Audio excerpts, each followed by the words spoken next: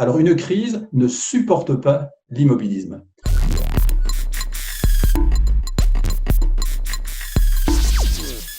Je propose évidemment à chaque dirigeant d'être le plus proactif possible.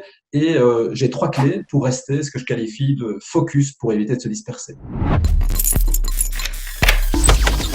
Accepter que les choses vont changer. Et lorsque chaque patron a élaboré ses prévisions financières en début d'année, c'est une évidence qu'il n'a pas pensé à la pandémie. Alors il est grand temps d'adapter et de mettre à jour sa stratégie, son business model souvent, et son plan d'action qui est forcément presque devenu périmé. Bref, je pense que l'important c'est de se fixer ou de se refixer un cap réaliste cette année 2020.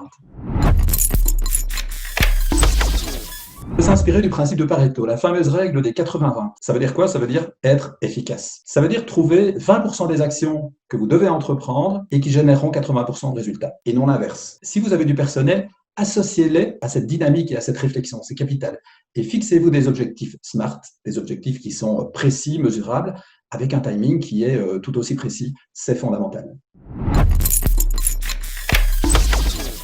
Continuez à bouger. Pourquoi? Alors une crise ne supporte pas l'immobilisme. Et beaucoup d'entreprises, et sans doute parmi elles des concurrents à vous, sont paralysés par l'incertitude. Et si vous continuez à bouger, même à un rythme plus lent que vous ne le souhaiteriez, vous les dépasserez. N'oubliez jamais que c'est en bougeant que vous créez le mouvement, c'est indispensable.